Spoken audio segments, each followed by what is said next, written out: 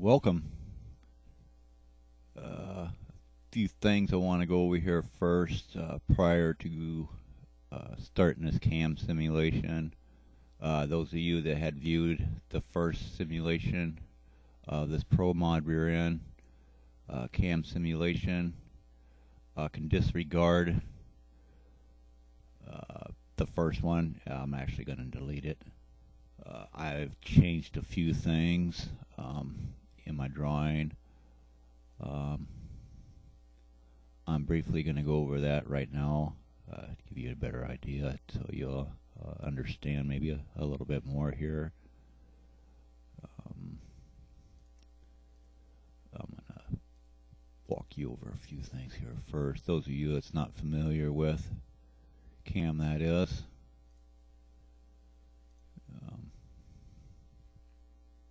Apologize if this kind of slows down a little bit because I do have a few programs running in the background. They tend to slow things down a bit.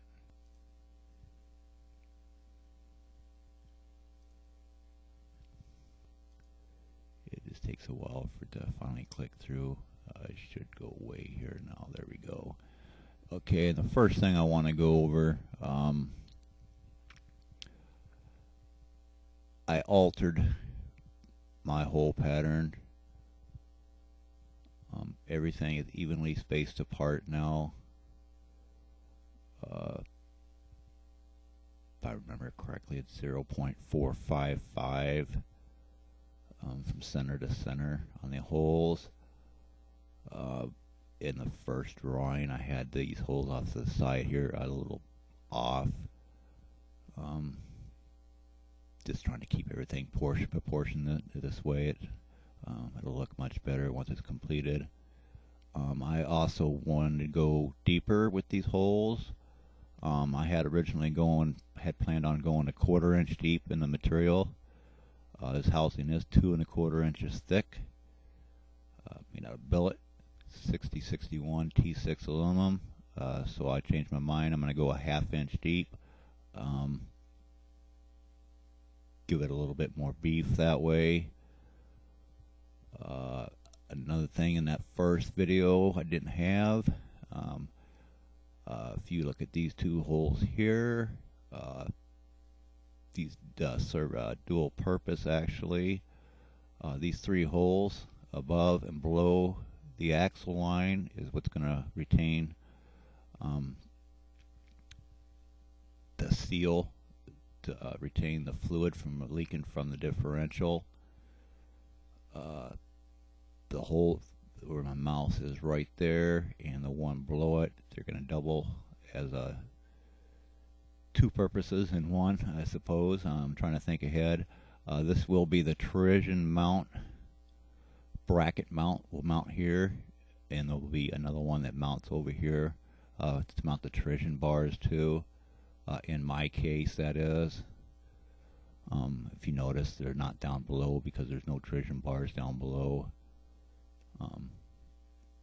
If one would ever need them down below, it wouldn't be a problem of throwing them lines in there and running that path and doing that. Another thing I decided to go with, in the first video I had planned on running with the 9/16 end mill all the way around it. I changed my mind. I ordered a few new end mills. I'm running with a 1/2 inch solid carbide 6 flute end mill. It's got 3 inch. It's got a 3 inch flute on it. As I mentioned, this is 2 1/4 inches thick. So I'm actually going to have 3/4 of an inch for the chips to exit the flute without them getting jammed up. That'll make a nice finish on the whole outside of this that way. That'll eliminate a lot of time of having to go in and polish this or clean it all up when I'm done. I increased my tool size on the inside, the axial cut path, to where this will still overlap the sides. That will open up the axial path completely all the way around.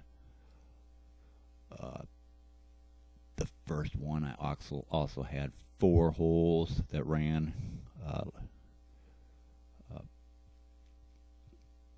horizontally, excuse me, above this axle and below it. Change that out to 3 because you'll see in the next operation will be the faceplate that mounts to this, which the third member will mount to that. One of the holes would actually be almost directly below it. You couldn't pull the screw out with the third member attached, which is really not necessary because I'm designing this to where it has to go together just as I'm kind of doing this program.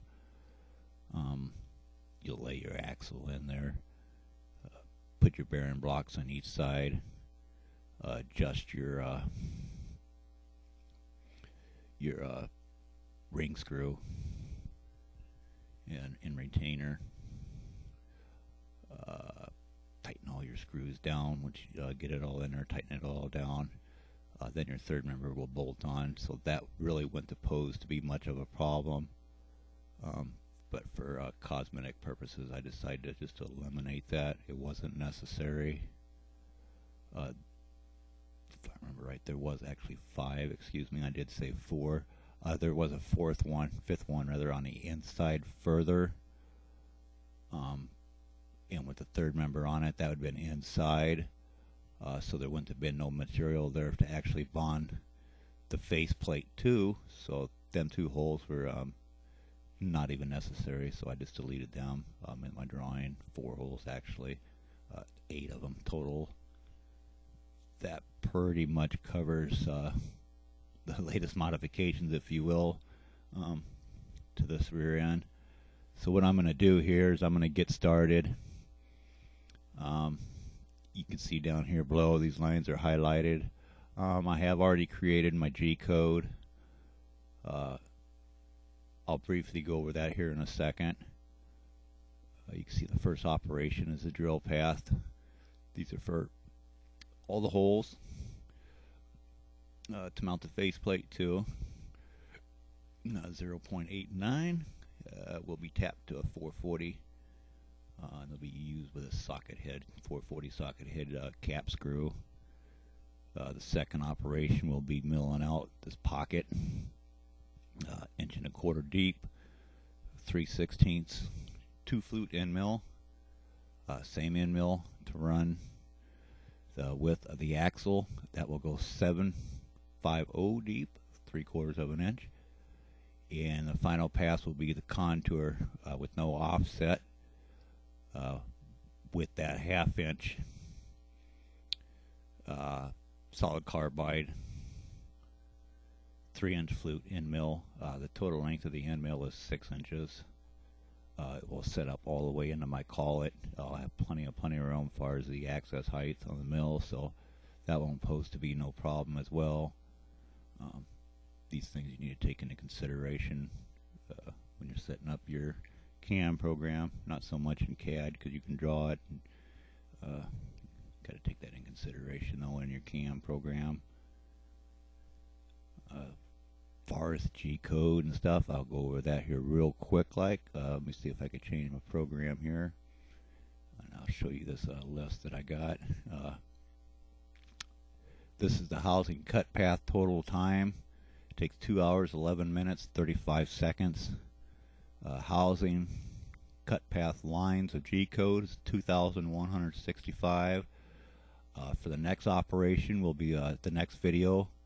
For the housing face plate cut path, it takes 24 minutes, 48 seconds.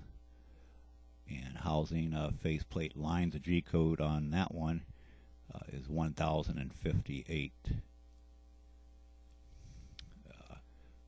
I'm going to do here real quick I'm just going to go over a few things here prior to starting this.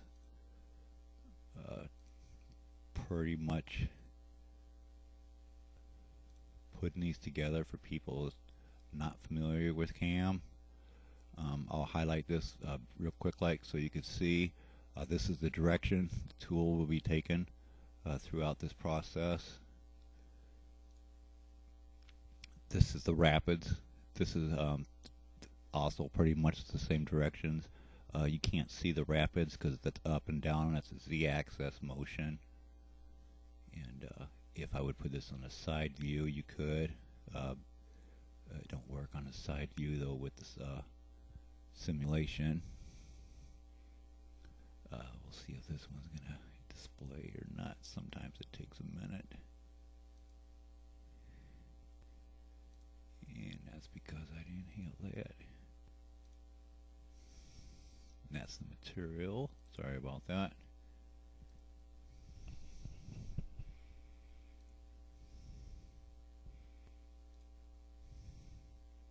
This is the steps,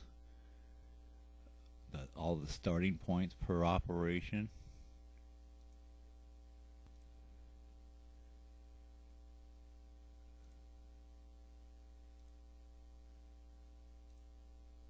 It's running in the background. It tends to slow things down. Here is all the paths that you'll see. It's easier to see with this highlighted what the thing actually really looks like.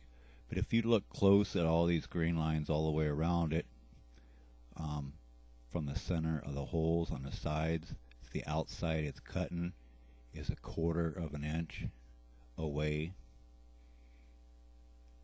from the surface, and the same on this side here. Before running with that 9/16, like I had mentioned, it had been about 1/8 of an inch. So I wanted to beef it up, and I moved all of my dimensions of my screws inward. 0.125, I believe it was. Maybe I'll get them highlights out of there so we can see what's going on here.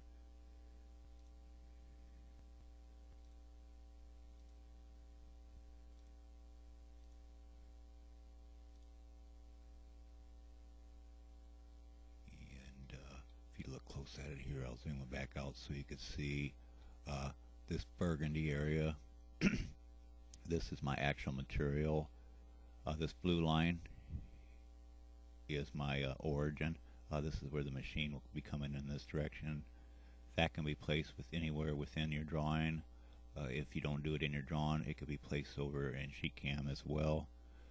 This gray box that you see in the background is my table. In my case, it's my tooling table that I made.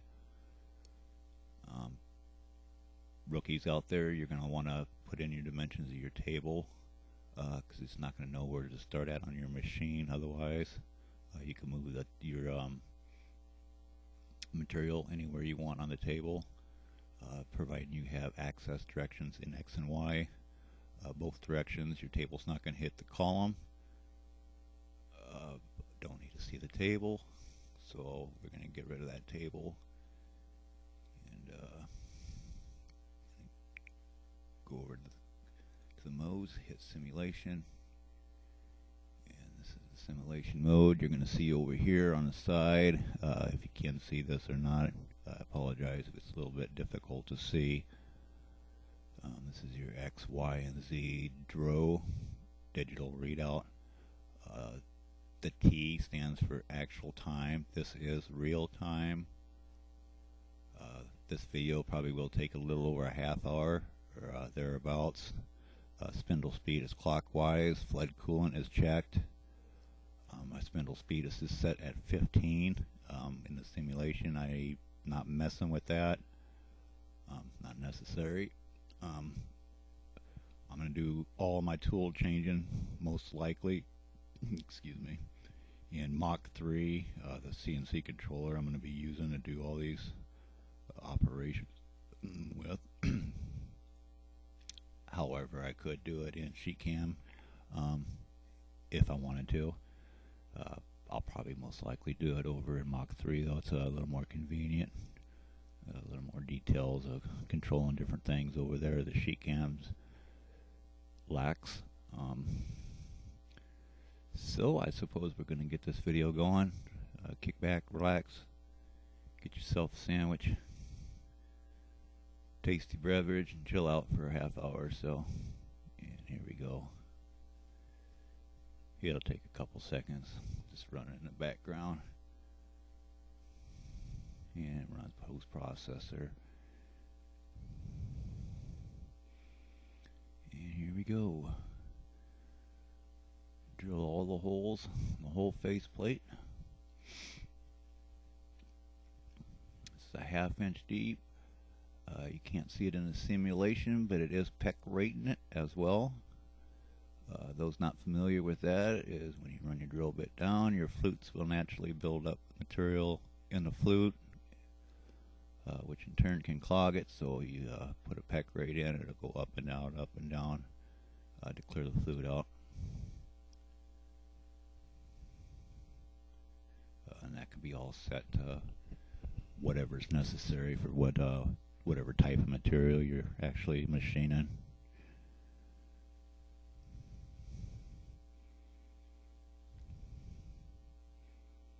Apologize if any of you guys get bored.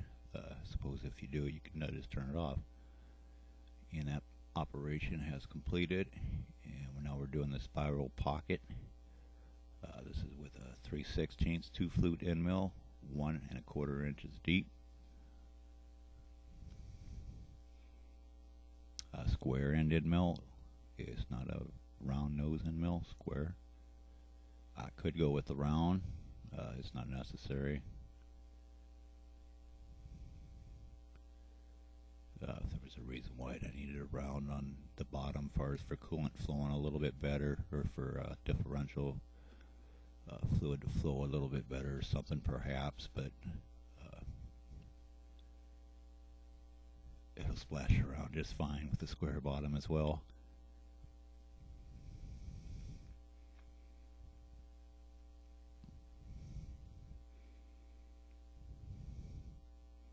As I mentioned in the first video that I'm actually going to delete,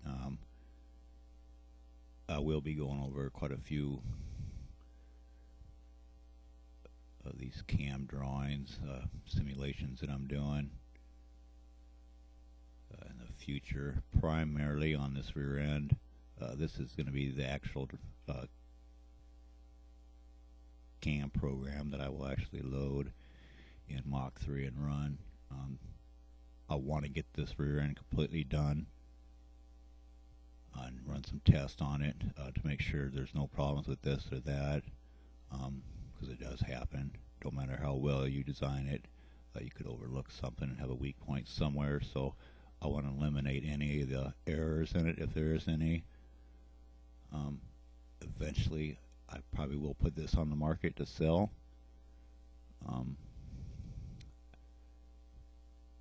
The specs can be changed as necessary to be narrower, longer, wider.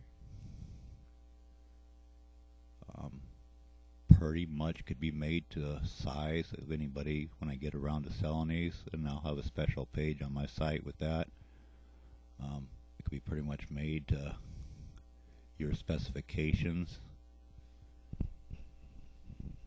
I mentioned in the first one, I probably should in this one, the 4-link brackets will mount on the sides from the side view of the rear end. In turn, they will hold a tube that will hold a 1/4 inch, or excuse me, 1/2 inch by 1 inch flanged bearing. The flange will be on the inside, so when you attach the tube to the 4-link housing brackets, it will run all the way through the brackets. That tube flange and into this rear end, and that will retain the bearing as well. If I do run into any problems there, I possibly could go with a tapered needle bearing and taper the axle shafts. Perhaps would get a better seal on the ends of the axles to prevent fluid from coming out. It's not going to be completely full of fluid design I'm going to do. It is going to have a drain plug on the top and a fill plug on the bottom, on the back side of it. This is the front side. There'll be a few things I'm sure I'm going to change, as most people do.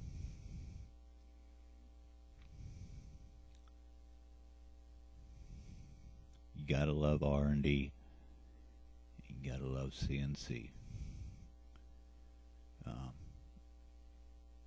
if you were to machine this manually, I would suggest it would take probably 15, 16 hours, possibly 20 even, depending on your level of expertise. It takes a lot of time when you're doing stuff manually. Even doing this on the mill CNC is a 2-hour job.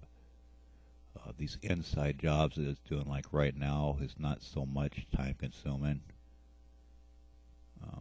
It's the final outside job is what takes so much time, because the feed rate being so slow, and the depth per pass being so shallow, and with the 6 flutes, it should have an outstanding finish.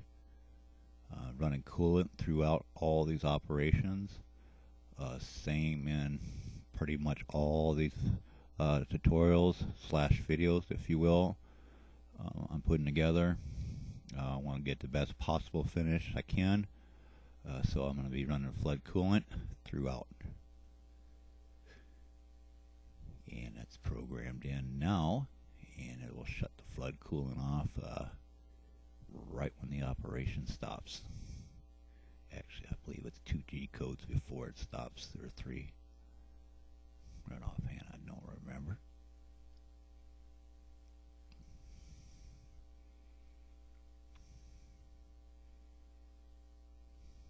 And right now, Z's at 0.9449.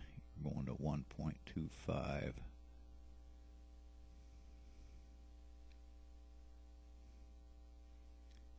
Inch and a quarter, and the total thickness of the housing is 2 1/4. So from the bottom of that to the back of the casing, there's a whole inch of meat in between.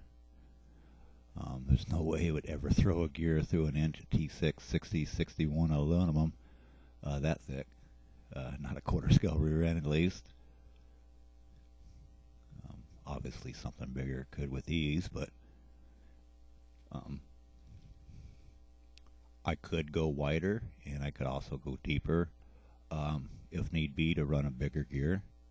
The whole idea of designing it this way so I can modify it as needed and not have to really change the overall dimensions of it all that much, just the inside dimensions.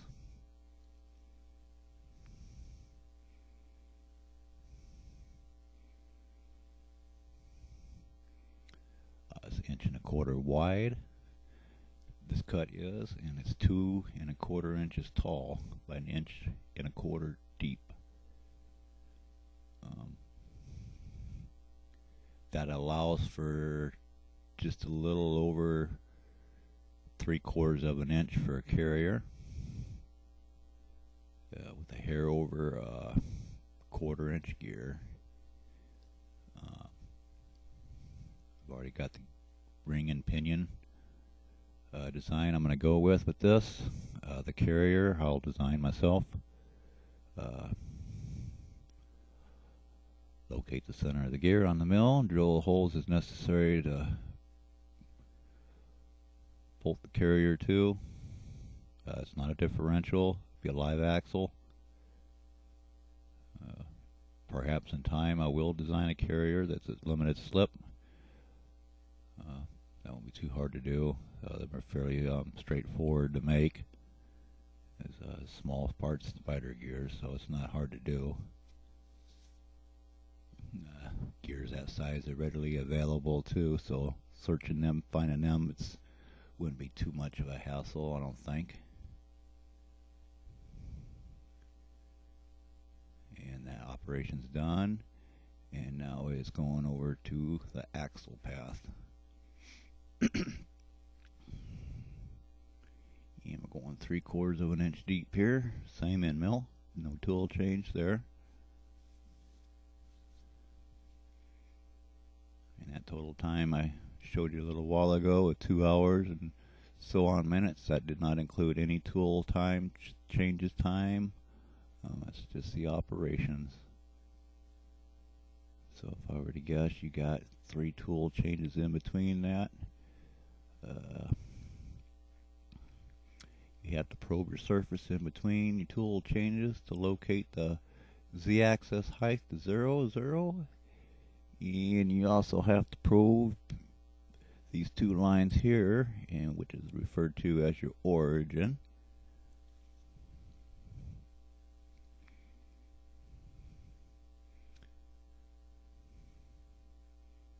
A lot of people like to put their origin in the center of the part. I personally don't. A few reasons why. For an example, in this case, because you're cutting out the middle of your part, so that would pretty much wipe out your origin. You could probe from each side. If you did, you could probe from each side where you cut out, or you could probe from this side to this side, and vice versa, the same direction on your X and your Y. But I find it's easier just to put it down the left-hand corner or the right-hand corner. You may see a few of mine in the future, excuse me, with a different kind of origin. And I'll go over that then too. Don't want to try to go over too much. I know this can be a bit confusing.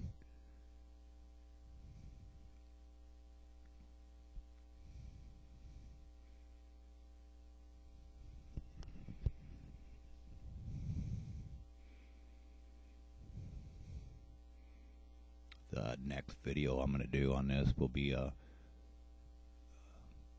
part 2, I suppose you could call it. It's actually made from the same drawing. I just deleted all the unnecessary paths and stuff. The gear path, the axle path, I deleted them. I created a round circle in the center, which is through the third member to mount to, with all the holes around that. That's referred to as the faceplate. I could eventually, depends how it looks when it's done. I think it'll look fine because you're not going to see much of the front of it anyways. I could recess the faceplate into this part here in the future if I decide to. I got plenty of room around the whole outside edges, so I could recess it to lay flush within the rear end. That wouldn't be much of a problem to do at all. Just another operation, a little more drawn. This all comes fairly easy to me. Like I mentioned in the first video, that I used to do this kind of stuff years ago. Got out of it for quite a while. Obviously I'm back in it. Technology these days is by far more advanced than it was then. There was no cam simulations back when I used to do none of this stuff. You pretty much had to learn to read the G code. Look at your part, make sure your part was right, read the G code. Over a period of time you could look at G code and you could say that don't look right or this don't look right.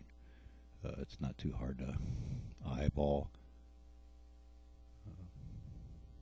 Lots of trial and error back then as compared to nowadays. By doing this in this simulation, if I did run into any problems, it's much better to find out right here than it is on a $110 piece of aluminum or a block of wood. If you're going to do it on a piece of wood first, plastic, wax, a number of materials that people use.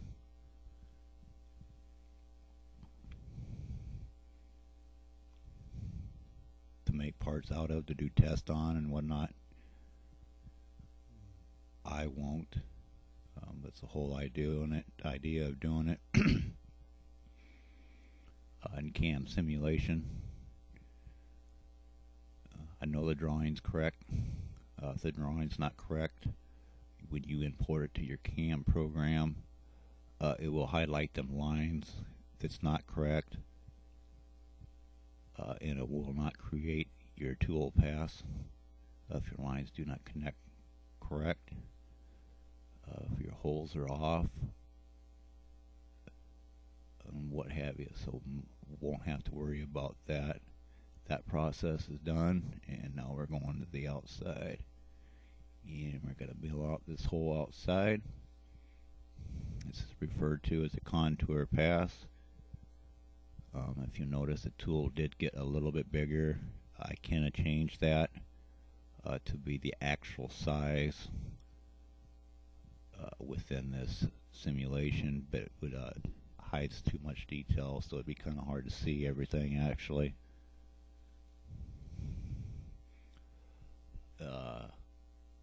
Actual time of this video we have right now in is about 31 minutes. And as I mentioned before in the beginning, this is real time down here. We have 1 hour and 6 minutes into this machine job. And it should come up to the 2 hours and so that I have mentioned.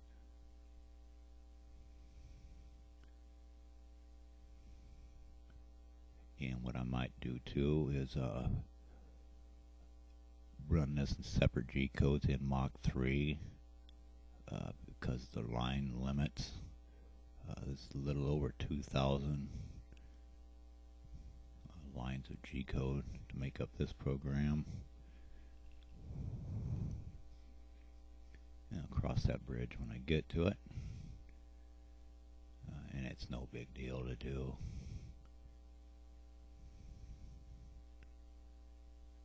All you do with that is you just load your CAD program, load your one job that you're doing. Say for an example, we'll just go to do the first process down here, or the drill path. Put in that one first, run your G code, which is your post processor. And once that's done, import it over to your CNC controller program. Scroll down from the top to the bottom of your G codes, and it'll highlight in the box the total amount of G code. There's a few other ways of going around that too.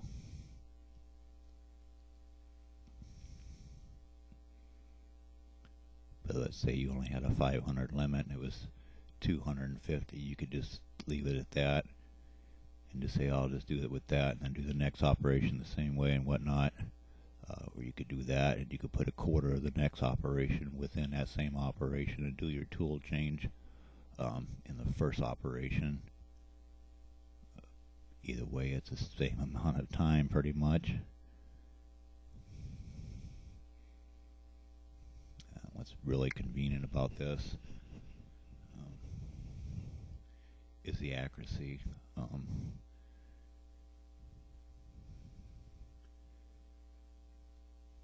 Highly precise. The capabilities of producing identical parts is limitless. You could do 4, 5, 6 of these, like say for an example, these rear ends on one sheet of material, depending on how big a sheet, how big a table you have to hold the material down. You got to figure your clamps to hold the material down too, primarily on your final cut of it popping out of the sheet. If you have a vacuum form table,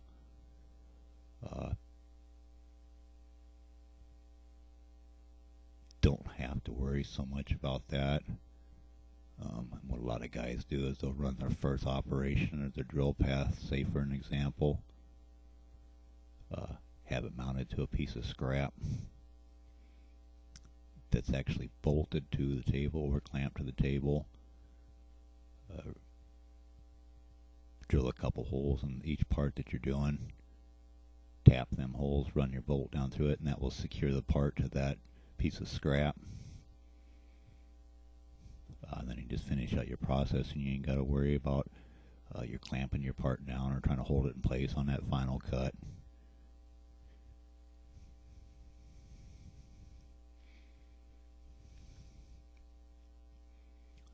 A lot of ways around things if you just think about it well in advance. As I mentioned, I always try to. Obviously, I didn't think good enough in advance, or I wouldn't be doing this video again, so I'll be the first to say that yes, I do make mistakes. Better to find out here than machining the part. It actually wasn't a mistake, it just wasn't necessary for the holes to be there that were there. And wanted to beef up the sides a little bit more and the depth of them holes. 1/4 inch deep probably would be plenty deep enough. The plate's 1/4 inch thick that's going to be mounted to the front of this. The flange on the cross member is going to be 1/8 of an inch thick, which comes out to 0.125.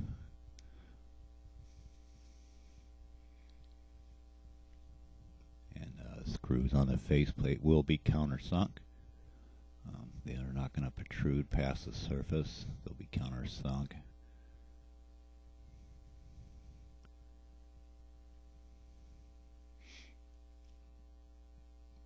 And they'll be countersunk with a 3/16 end mill. I didn't want to use a drill bit because it's leaving a point. Want the back side of the screw to actually have a flush surface to seat to.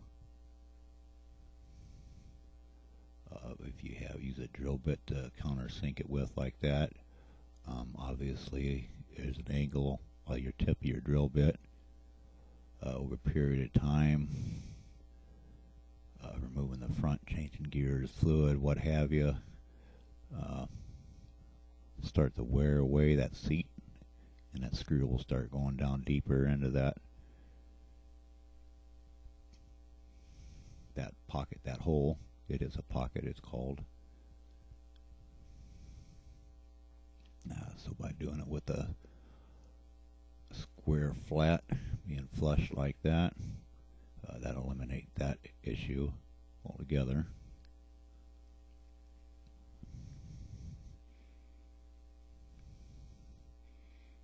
Right now we're right at about 1 inch deep. 1 hour and 33 minutes into the program.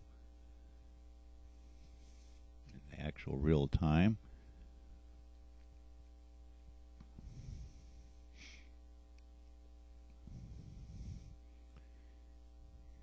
And I'll also be putting together a few programs after I get the complete rear end done, taking a few pictures of it. I'm also going to put some of my CAD drawings up on the website for people. None with dimensions, just the pictures of it. Sorry guys. Once I get that done and do the test on it, I'm happy with the results.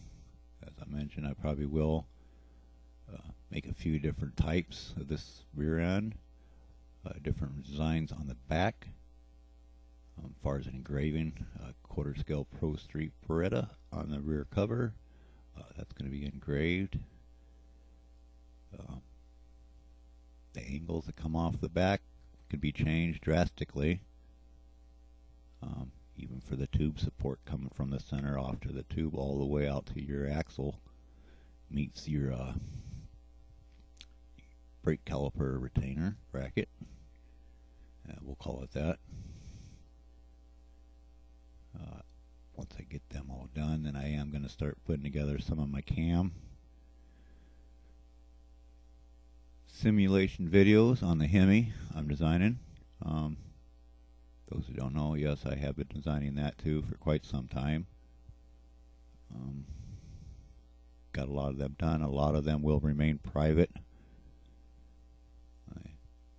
And I'll put some of them up on videos and pictures.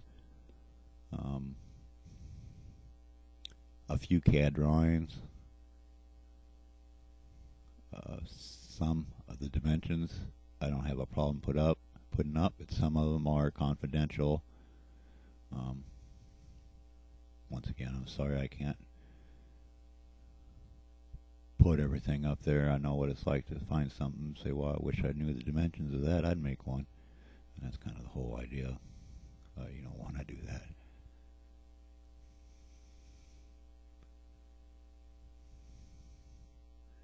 You want to call it a patent, you want to call it a trademark, what have you. It's just a personal thing is the way I call it, the way I say it. A lot of hours, countless hours in design going into that. Not so much this rear end. This is pretty straightforward to design. The third member is a bit tricky to do. Far as the bracing of the ribs on the third member. Some of that I'll do on my A-axis manually. That won't be done CNC. It could be done CNC, but some of it I'll do manually. It'll just be far too time consuming trying to do it CNC wise. Little things would be so much faster. It depends what you're doing manually sometimes. That is, if I put ribs on the sides to brace it, and that would just be for cosmetic purposes. It really wouldn't be doing much. That's going to be machined out of a solid billet too. 2 1/4 inches round, I believe it is. I don't remember right offhand.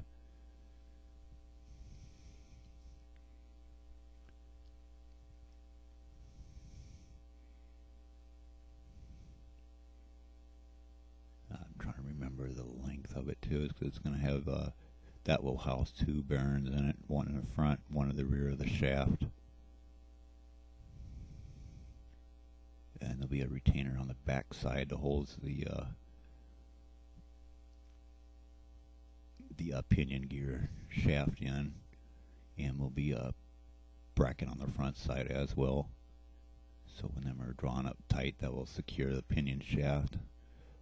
Won't require no support for the nose that way. Should hold up quite well. And if it don't, I'll redesign it.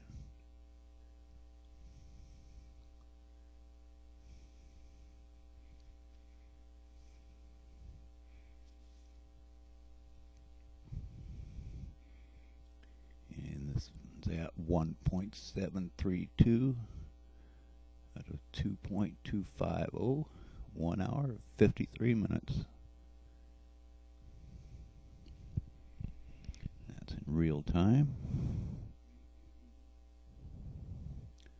43 minutes on this actual video. Hopefully I'll be able to upload this to YouTube with no problems, because it is quite long. I can upload videos now over a half hour, but it just says over a half hour, so I don't know if there's a limit on the length of time, the capacity in the megabytes or what have you. So if I can't, I'll break this up into 2 parts, because I do not alter this in Windows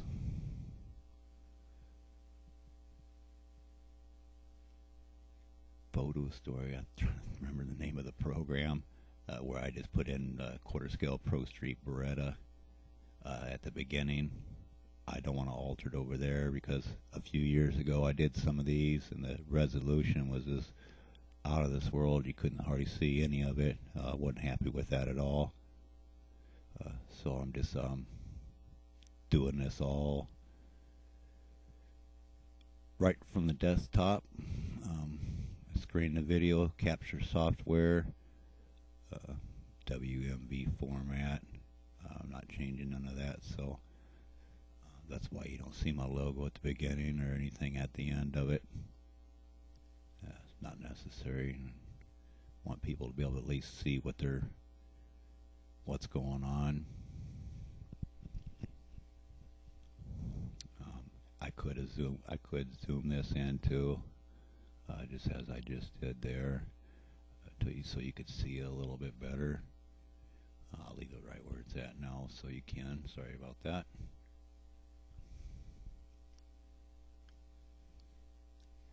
the white lines that you see around these paths here, that's the outside line with the 3/16 end mill. Doing both of them procedures, it comes right up to the inside of that line. So, and that's 3/4 of an inch wide. The actual axle is 1/2 inch. I'm not sure if I'm going to go with steel on that or aluminum. I'll cross that bridge when I get to it. I might even go with a splined axle.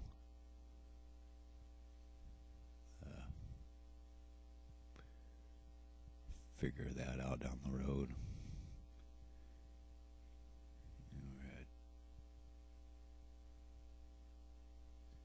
2.126 deep, 2 hours, 6 minutes. I think it's taking a 784 pass, so probably about 2 more passes. This complete operation would be done.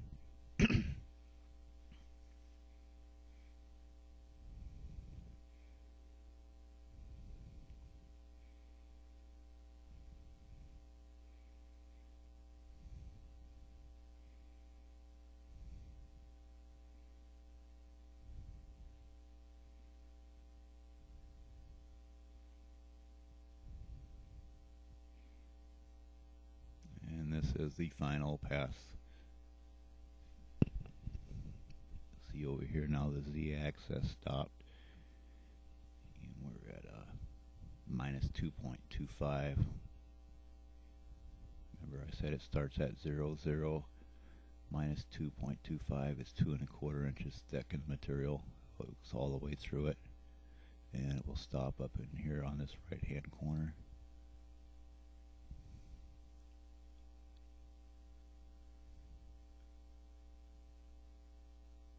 And this job is complete. Thanks for taking the time to watch this. Those of you that's not all that familiar with CAM, hopefully is a little more familiar with it now. And thanks for watching.